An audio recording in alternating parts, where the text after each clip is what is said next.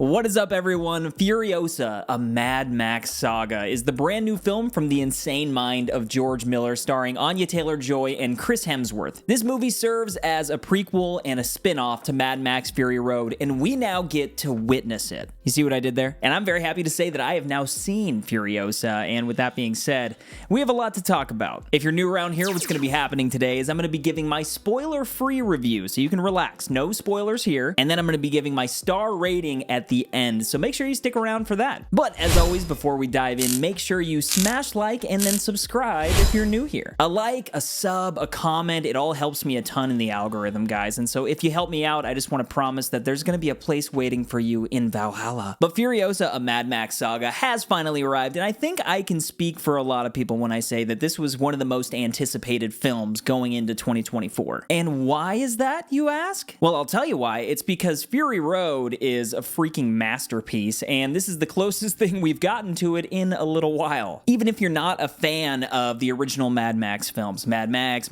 2, Mad Max Beyond Thunderdome, etc., Fury Road made the franchise accessible for everyone. You know, they brought in star talent like Charlize Theron and Tom Hardy and Nicholas Hoult. I'm looking at you, Lex Luthor. But it did very much feel like a standalone story, and so when this got announced, I was extremely hyped. Oddly enough, though, Anya Taylor-Joy was announced as Furiosa really early on in the process, and it was actually before I was familiar with her. I feel like I had only seen either Split or The Witch at this point, but as time has gone on, my anticipation for this has just grown and grown with every performance that she's had. And then seeing Chris Hemsworth in the trailers, and then just getting closer and closer, and now having seen it, I'm very happy to say that I really enjoyed this movie. But now, if you're not familiar with really what this story is about, the synopsis reads, "Snatched from the green place of many mothers, young Furiosa falls into the hands of a great biker horde led by the warlord Dementus. Sweeping through the wasteland, they come across the Citadel, presided over by Immortan Joe. As the two tyrants fight for dominance, Furiosa soon finds herself in a non-stop battle to make her way home." And I think the question that a lot of people are probably asking right now is this better than Fury Road? And I don't want to turn you off from seeing this movie. I will say, no, it's not as good as Fury Road. Obviously, that's just my opinion. But Fury Road is like peak level stuff. And what George Miller managed to pull off with this movie, with Furiosa, is really impressive. But diving in, first, I think I just kind of want to get my gripes out of the way. And then I want to spend a bunch of time on the positives. So, gripe number one. And this was the biggest nitpick or the biggest downside for me. It was the CGI and the VFX. It was just lacking quite a bit, which I didn't expect going into it. Fury Road has so much practical that this was just, it was a bit jarring, to be honest. Even like dogs, like there's a dog on screen and it's really close to the camera and it's still just a fake CGI dog. And you're like, come on, man, dogs need work too.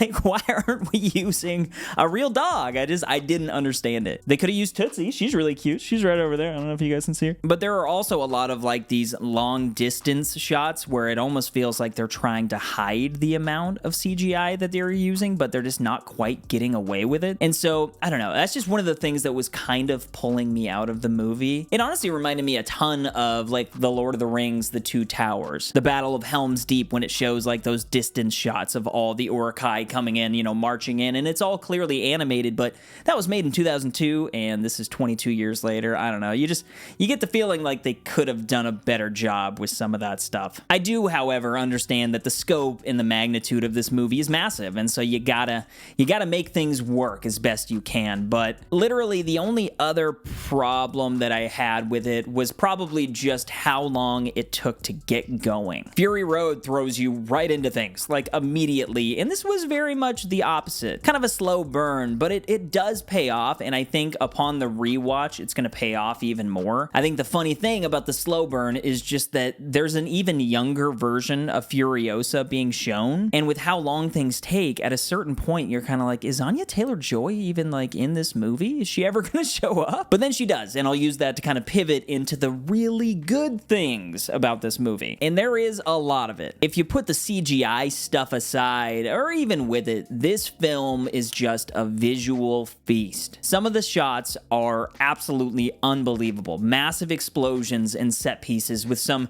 recognizable stuff kind of from Fury Road, but also some new new crazy things that'll definitely take you by surprise. George Miller's mind, to me, is absolutely bonkers, but what impresses me most is his camera work. Mixing these crazy distant shots that zoom all the way into the windshield of a car, and then through the windshield of the car, and then up to the character, then out the window, and then back over to another character. You're just like, what is going on? It's insane, and when you're in it, all the dopamine in your brain is just like firing, and you're just like, ugh. There's also such an attention to detail here. He really made you feel comfortable in the fact that you were back in this Mad Max wasteland, and you can just trust that. You have all these characters like Immortan Joe, and the People Eater, and the War Boys are back, and they're as awesome as ever. It places you right back into this world, but the difference this time is you have a main character here in Furiosa that you're really involved with. Tom Hardy's Max, bless his soul, is just quiet, and he's a very mysterious dude. Furiosa, although she's a bit quiet too, she has layers that we get to explore, and so for me, that added a ton to a lot of these big action sequences, because there's just this underlying emotion to a lot of them where you're like, ooh, what is gonna happen? There was a really well laid out story that you slowly but surely make your way through, and I'm excited to watch Fury Road now because it literally leads directly into that movie, and now I feel like I know Furiosa, like I know who this character is, really, and I feel like it's just gonna add more depth to that movie. But I do want to talk about performances, and I'm going to start with Anya. You know, aside from Zendaya, I can't think of another young actress right now that has star power like this. There are definitely some that are like nearing that same level, but for whatever reason, I just feel like Anya Taylor-Joy has this sense of royalty, if that makes sense. Maybe it's just because of her cameo in Dune Part 2, I don't know. And with such little dialogue in this entire film, we have so much communication being done with her eyes. Just through what she does with her face, you can see revenge, you can see hatred, you can even see affection at times. And she does such a solid job breathing life into this hardened character that we see later on with Charlize Theron. I just thought that her performance in this movie was fantastic. It's probably my favorite performance of hers since maybe The Northman. But then,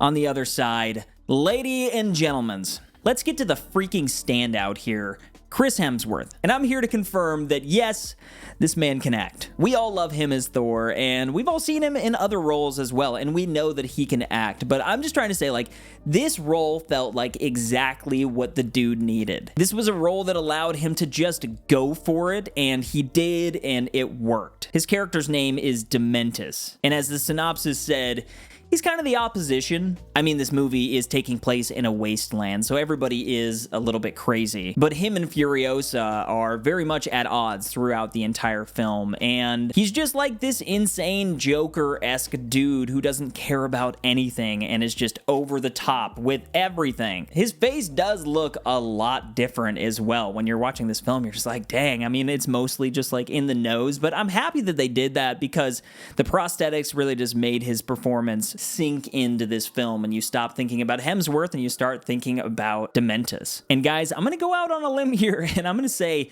that this is my favorite Chris Hemsworth performance to date. He was just flat out awesome. It's one of those things where even if I did have nitpicks with the film, his performance elevated it so much for me that it overshadows those. When I rewatch it, like, I can look past those things. I'm going to rewatch it specifically just to go watch this performance again, as well as just to go watch George Miller work again. I feel like he took things to a level I didn't know he had here, and now I'm very much looking forward to what comes next. There's talk of a Max prequel spin-off now. I don't know if Tom Hardy would come back. Who knows? But as for this film, again, I very much enjoyed it. Intense action, some pretty solid comedic moments, and visuals that will blow your freaking mind. If you're looking for a fun time in the theater, this is definitely it, but try to watch it on the biggest screen that you have access to. And guys, just like with every movie, I have to give my Jones Vibe star rating. Now, this is based purely off of my enjoyment level, but I'm giving Furiosa, a Mad Max Saga, 4 out of 5 stars, no doubt. But I will turn it over to you guys. If you've seen this movie, what did you think about it? And if you haven't seen it yet, do you plan on going? What are your thoughts about Fury Road? Please don't hesitate to leave all of that down in the comments section. I read every single comment that comes in, and I very much appreciate it. Also, guys, don't forget to smash like before you head out of here. You can click on another video. I have plenty. Also, follow me on X at Jones Vibes Only, and don't forget to keep up the good vibes, guys. But that was Furiosa, a Mad Max Saga. Witness me!